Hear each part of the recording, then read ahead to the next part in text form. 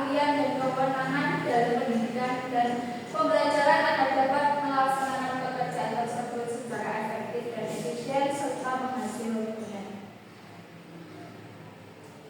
Berikut beberapa peran guru. Yang pertama, guru sebagai pengajar, yaitu orang yang mengajarkan suatu ilmu pengetahuan kepada para anak didiknya. Yang kedua, guru sebagai pendidik, yaitu orang yang mendidik muridnya agar bertingkah laku sesuai dengan norma-norma yang berlaku di masyarakat. Yang ketiga, guru sebagai pembimbing, yaitu orang yang mengarahkan muridnya agar tetap berada di jalur yang tepat sesuai tujuan pendidikan. Yang keempat, guru sebagai motivator, yaitu orang yang memberikan motivasi dan semangat kepada muridnya dalam belajar. Yang kelima, guru sebagai teladan, yaitu orang yang memberikan contoh yang baik dan benar kepada murid-muridnya. Yang keenam, sebagai administrator, yaitu orang yang mencatat perkembangan anak didiknya.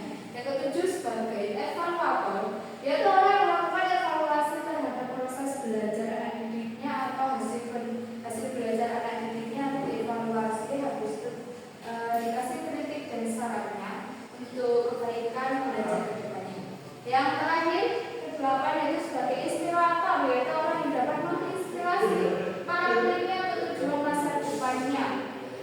Bisa dikasih inspirasi tentang gambaran ke depan itu seperti apa agar anak lebih bisa memandang masa depan yang lebih baik.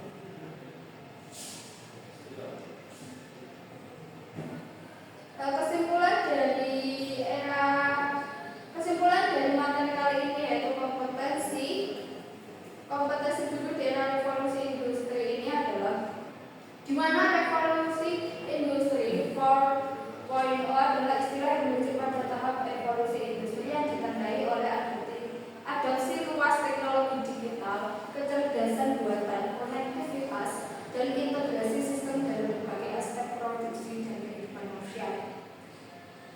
Kaitannya dengan kompetensi guru di era sekarang ini yaitu sebagai seorang guru yang apalagi di era sekarang ini, sekarang sudah masuk tahun 2025 di mana sudah memasuki era revolusi industri 4.0 yang nantinya selanjutnya akan memasuki era revolusi industri 5.0 yaitu dengan cara guru yaitu bisa memahami, bisa mempelajari sebuah teknologi. Setidaknya terdapat 5 teknologi yang menopang pembangunan sistem industri. Selain untuk sistem industri juga bisa membantu buat pembelajaran demi tujuan pendidikan ya.